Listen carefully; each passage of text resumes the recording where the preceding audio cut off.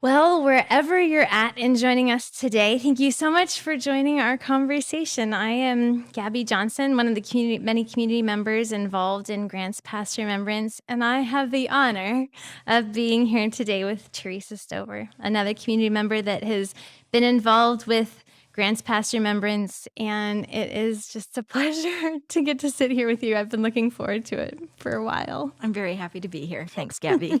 Thank you, Teresa. So let's start with how long you have lived here and where we can find you out and about in our community. Well, I have lived here since 2000, moved here from the Seattle, Tacoma area. And before that, I was, in the California, San Jose Bay Area.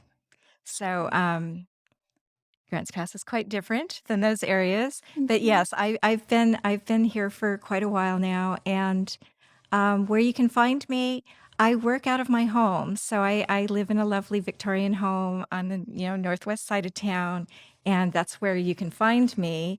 I also do a lot of work with the library as a contractor, so I'm there a lot as well.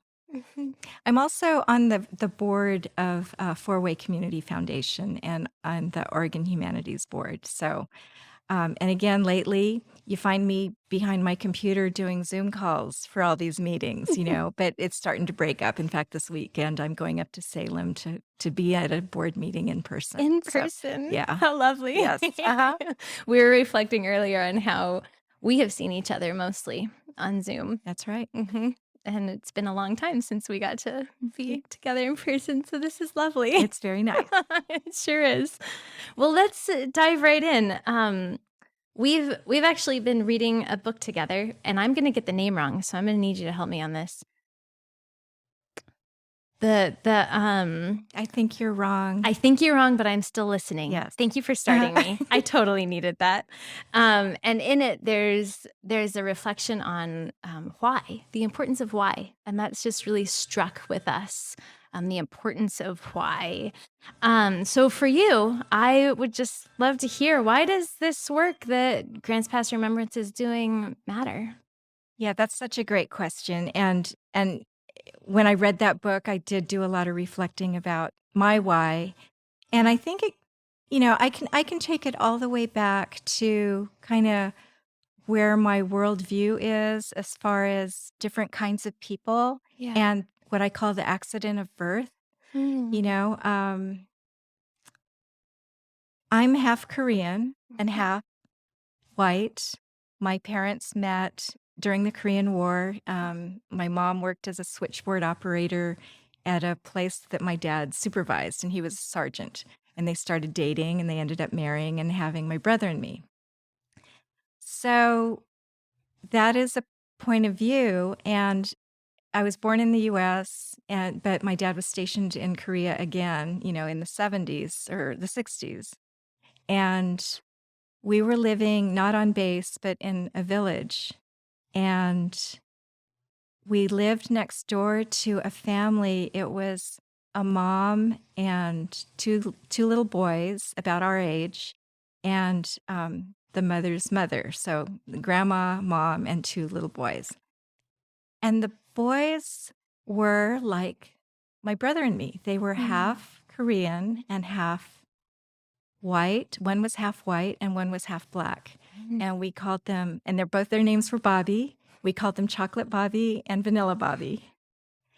And the reason that kind of affected my worldview is like, here we are living next door to these kids, and we are all playing together, and they have no father, and they're kind of ostracized by that culture.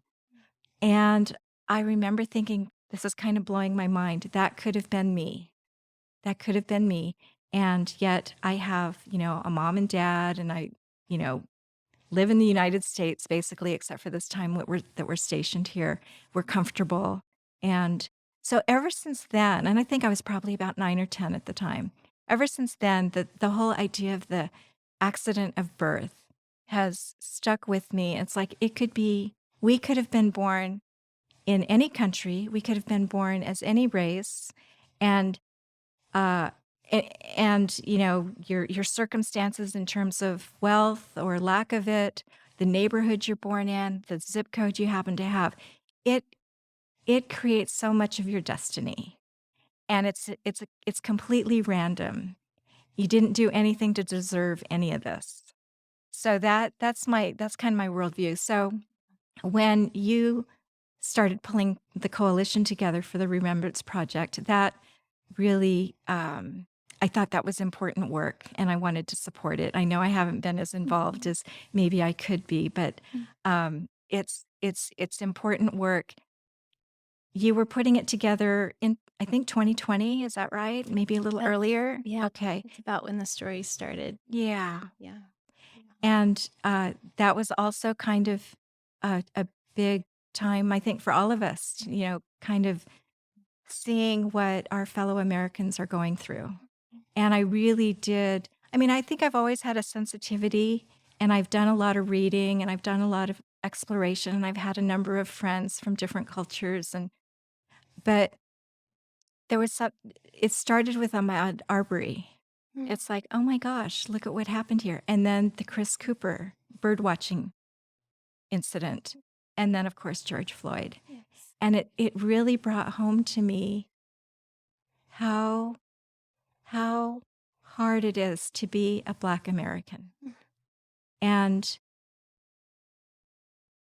I was just really struck by it. It's like I remember taking a walk in my neighborhood, and there was a car parked on my street, and there was a man sitting in the car. And I remember thinking, if that man were Black, people would be calling the cops on him. But he's white, and he's not being hassled at all. So things like that, I really started thinking, what would it be like to be, so I think I started developing more of that empathy, or trying to put myself in other people's shoes, and understanding that um, this is this is a real problem in our country. And then for your project, the Remembrance Project, to bring it home to Grants Pass, where we say things like, "Oh, there's no diversity here," or "There's no racism problem here," and there's a lot of different answers for that. It's like, yes, we do have diversity. It's just we're not seeing it, or we're not acknowledging it. Or yes, there is racism here. And I think denial is a big problem that we have. We have to talk about it. And some people will say, well, if you talk about it, you're creating more division. And I think that's completely not true. It's actually the opposite. You can't solve a problem until you articulate it. Yeah. That's a good way of saying it. Yeah. Mhm. Yeah. So I guess when you get back to the why, it's like I think about, I have a personal mission statement, and I'm not going to say the whole thing, but it has to do with working for the greater good around justice, compassion, and harmony. Those are things that are real important to me. And in this case, of course, we're talking about justice. It's like, what is fair for all people? And I think the Remembrance Project brings that home. It's like, let's talk about our history. Let's get past the denial. Let's think about what it has been like to be Black in Grants Pass, and what it is like to be Black back then, and what it's like to be Black in Grants Pass now. And let's heal. And only through acknowledging what has happened, acknowledging our history, and moving forward, can we actually really come together and come up with some solutions, and a more equitable and just way to live. Yeah. Yeah. I see too how those three words in your personal mission statement, justice, compassion, and harmony, are so intertwined. In order to do justice, I think there's this element of seeing our neighbor and really seeing them, really seeing what's going on, and out of that, um, stepping out in love to say, I'm gonna be there. And what does it look like for me to be with you? Mhm. And how can I help? Yeah. and and I think that it's in those kinds of moments where harmony, I think of the word unity. For me, that's a big word for me as well, where that happens. It's all of these three working together, Yeah. that something good Mhm. can happen. Yeah. And I like the word unity. I think Mhm. that's good. I have questioned my inclusion of harmony because Yeah. because you don't want an artificial peace. No. The kind where you're just not talking about something like at the dinner table, like at the proverbial Thanksgiving dinner table Yeah. where you've got relatives around you that may have different views than you. I Mhm. think you're wrong, but I'm listening, right? Mhm. And so you tend not to talk about difficult subjects because in the interest of preserving peace. Mhm. But that's not real harmony. Harmony is when, we get to a point where we can live together and it sounds very idealistic and everything, but I think that's what we're striving for. Yeah. Yeah. To make it fair for everybody. It's just basic fairness. Yes. Yes. I love hearing you talk more about harmony. That's something I'm gonna tuck away for myself as well. There's there's another element of unity that's really struck me is this necessity of diversity for real unity to actually happen. Like it's through our diversity that we find the things that we are really united in. And we can't really be together until we see those differences and can celebrate those differences. And that's a unity that's so rich and flavorful. And it's that harmony piece is that it's like I could see it as a necessity of before unity, we gotta have this Yeah. peace, and then that can happen. Yeah. Yeah. Yeah.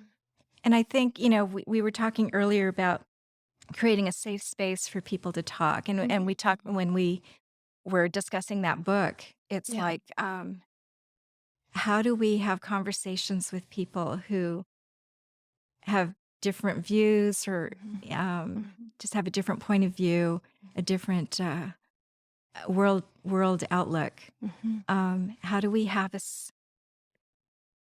how do we create a safe space so that they feel free to talk about how they feel and why they feel the way they feel, so that we can come together and um, explore some of these topics? Not necessarily to change each other's minds, but just to find some, common ground, Yeah. and then to talk about some possible solutions. Yes. Mhm. Yes. Yes. I'm so struck by how, in the conversation on why, why does this matter to us? Why does this work matter to us today?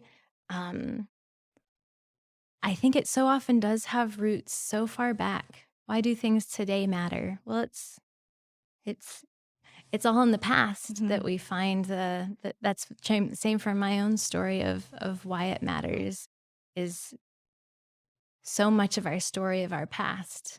And that's true for our community. So much of our why does it matter today for our community? Um, well, we can find it in the roots of our past. Where have we been? What is our story? Yeah. Yeah.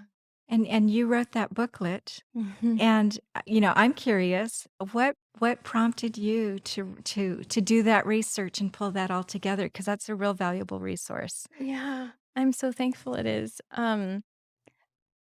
So I moved into town about 10 years ago, and that's kind of where how this came to matter to me, which then resulted in producing the booklet. And when I moved into town, I think I'd been here about 2 months or so when I'd heard the rumor of a curfew sign that Mhm. used to be on the bridge, and it was on the bridge till I think the rumor that I heard at that time was till the 80s. And I don't think I've heard much more. I've heard many more stories and had much more time to collect. I think it was a bit earlier than that, but that I did a double take at that because my brother's biracial, and he was going to be visiting us soon. And even if he wasn't going to be visiting us soon, I would definitely have wanted to. I wanted to know why did the sign come down? Was there an event that happened, a community thing that happened to take the sign down, or did someone just take it down because they realized, oh, maybe we shouldn't have this up anymore? Or was it, what was the story around taking the sign down?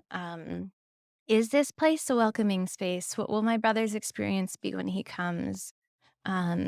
It was personal. Mhm. It was it and I'm aware too in the midst of that story. I just read a quote yesterday, had something to do with it shouldn't have to be personal for it to matter to us. It shouldn't have to happen to us for it to matter to us.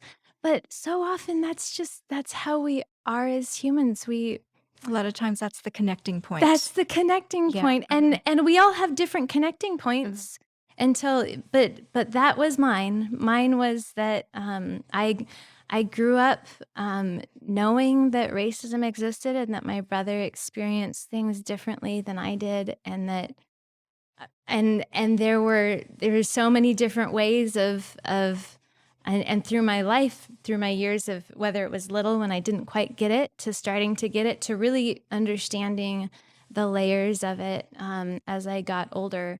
But it mattered to me, Yeah. and and I think there were many years of reading much more than I used to that happened for me.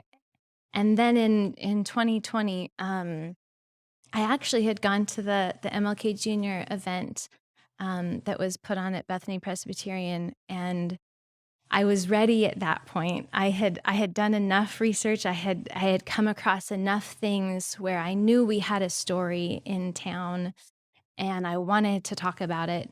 And often at MLK Jr. events, of course, we're celebrating Martin Luther King Jr., which was amazing. But I also left with this craving of, I want to talk about this, Mhm. and realizing too that I don't think we know our story. Um, I don't think we know it, and so thankfully, I had in my research and reading, Brian Stevenson had become a hero for me in regards to what can truth and reconciliation look like in our nation with our story, because our story is so different. It spans generations and just such a long time, and so there wasn't like another country or space that I felt like we could look to be like, "Oh, how did you do that?" Like, we can get some ideas from Germany, we can get some ideas from South Africa, and I'm so thankful for the work that they have done and attended to, because it does help. But there is also this really different story here that, I felt stunted Mhm. in being able to even think through what on earth can how on earth can we move forward? But Brian Stevenson's work really shed this light on this simplicity of, here's a way to start. And he has a quote that says, I'm going to get it. It's on truth and reconciliation. Truth and reconciliation is sequential, meaning we have to do the truth before we can do the reconciliation. And so that piece of, well, we have to know Mhm. what our story is before we can talk about our story and how it's Right. affecting us today. And before we can say, is this story done? Yes, this story is done. Or let's move into being known not as a sundown town, but as a sunrise community, which is a term that has come up through this process of being in Grants Pass Remembrance with this group of people talking about this thing. Mhm. But that's where the booklet came from, Yeah. was just this, well, let's start with our truth. Yeah. We can start there. And I do remember, I think it was the first meeting I went to. I don't know if it was the first meeting, probably not, of the Remembrance Project, but I remember the group being real focused on, let's ground our facts. Yes. Let's make sure that our history is the truth, Yes. and cut through any rumors that Mhm. there might be, or any misinformation, because Yeah. there's plenty of that to go around. Yes. And I talk about denial, and the other side of that is the truth. It's like, Yeah. okay, we're ready to talk about it, and Mhm. these are the facts. And so that's something your booklet does. And can you remind me what the name of the booklet is? Yes, it's quite a lengthy one. I believe it's A Brief History of Racism Against African Americans in Oregon and Grants Pass. Because I had not realized Oregon's history until I started digging more into it. And then I hadn't realized how many people didn't know about Oregon's history. Yeah. And that contextualizes quite a bit. So that awareness of, oh boy, this story isn't just about Grants Pass. It's about this bigger context that Right. we're a part of. This is all a Basically, part of us. so the piece about um, non-whites not being allowed in Oregon being written into the Constitution. Yes, it being against the law. We were the only state that made it against the law for Black Americans to be here. And Mhm. that was intentional around like their way of avoiding the slavery, what would they call it? The situation, maybe they're and um and so there was this approach of, well, we just won't deal with it. We're Mhm. just going to make it illegal. And it made it hard for all non-whites. And in Grants Pass, um, non-whites was just really big. That was how they talked about things was there's an article that ran in 1924 called "Let's Keep Grants Pass a White Man's Town." Yeah. And those the ways that we carried that on Mhm. and owned it here. Mhm. Yeah. Yeah. Yeah. Mhm. So when we were sharing at the book club last time, Mhm. um, just what we tend to do is we discuss the book for an hour, and then in the last half hour, we talk about what actions are we going to take to be more inclusive or be more anti-racist. And so I mentioned that I was going to talk with you on this podcast, and I said I was scared, and and so we talked a bit about fear and courage, and so it's a thing.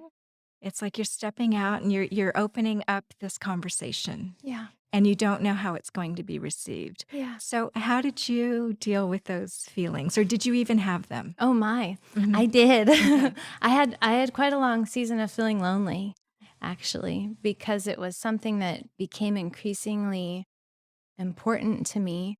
And I I imagine many people have this experience when you see a need and you start to dig into it. Um it feels like everything. Mhm. And in many ways I do believe that this need in our community is connected to a lot of other things, beyond it just being, these are our neighbors. These are our neighbors. Let's draw near and Mhm. listen. Mhm. Um, but it the actual producing of the booklet happened started in like February of 2020, um, and we were ready to print it in, well, it must have been, I don't remember George Floyd's murder. Do you know what month that May was? It was May? May. Okay. It was Memorial. So right about a week, we were a week away from printing. And so in this season of, there was nobody talking about race in my realms, and it felt kind of out of the blue for some of my for the people in my connections, and I didn't really know how to bring it up as like a normal thing. Mhm. I've gotten better at just like, oh well, this is just the normal thing, this is a part of my life. But it was hard for a season, and then when people did start talking about it, it we're in a day and age where there's so much polarization in different areas, and we've it's hard to listen. And so there were experiences of people not knowing what to do, or feeling like just in bringing it up it meant that they should do something, that there's and so that, well, am I doing enough, am I not, should I do something else, there was there was a desire to do something, to help and do something. And and I didn't really know at that point what to say. And I was also pretty immature in my I hope I'd like to think I've grown more in being able to connect with people and be present with where they're at. But I wasn't fully in that season. And so It's a growth period. It's a growth it time. is. You And can't we're all in it at the we're same all in it. time. Yeah. And you can't learn it any other way. You have to go through it and make mistakes. Yes. And the mistakes are unfortunate, but it's really how we learn. It is. Yeah. It so is. Uh-huh. So yeah, there were definite seasons of being hard to um, know how to connect and know how to. I now am in a space where I can say, um, gosh, there's so many ways to connect into this work, and it will ebb and flow, and for some of us it might not be until down the road a bit, and when we all, I don't even know what it'll look like, I'll get together and do something. But and others of us it'll be the whole way through, and others of us it'll be here and here and here, and that's okay. Yeah. That is okay. We can care about it and hold it and just notice and wait for the opportunity that is ours to step into it. Yeah. But it's a conversation. Racism is a conversation where I think I've definitely come to find that I think the majority, I do really believe that the majority of our community does not want to be a sundown town. We Right. do not want to be known as a sundown I town. agree. That is not what we're That's not our value. That's not our value. Like, I so believe that. And at the same time, when these conversations of racism come up, it can be so easy to feel defensive is the first thing, as opposed to just listening. It can be such a charged kind of topic. Yeah, definitely. I remember when a friend of mine started the anti-racist book club. It was in June. It was right Yeah. after George Floyd's death, Yeah. and she was moved to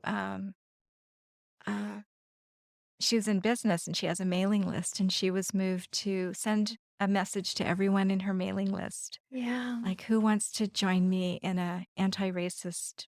Well, actually, she didn't call it anything. She says, who wants to come together and let's read How to Be an Anti-Racist by Dr. Yeah. Kendi. Yeah. And it wasn't a set thing. It was just like, let's learn more. Mhm. And she got a little bit of backlash about it. Yeah. That's how I got connected, and a number of us others, we joined up and we started reading. And there was such a, we read and we were learning more. And then there was this almost a wail, like, what can we do? And that's why, we instituted at the last half hour, let's talk about what we can do, or what we are doing, or what we have done in the last little while. And what the Remembrance Project is doing is providing an opportunity for people to do something. Yeah. So that's really valuable, because Mm. I was really feeling that kind of desperation. Like, we need to take action. We need to do something. Mhm. Yes, there are rallies, and we go to rallies, and yes, we can write letters, but there needs to be something more. Yeah. And again, this is an opportunity. And I like what you said about people can pop in and pop out, or just stay with it the whole way, depending on their circumstances in life and their level of passion, Yeah. frankly. And Yeah. I think it's great that it's there, and that more people are learning about it, and it just becomes a vehicle for yet more learning and more opportunity to make things better. Yes. Yes. Mhm. Mm. Um, oh, there was another question that I wanted to ask you, and it is slipping my mind, Teresa. Is there anything else on your mind that's coming up?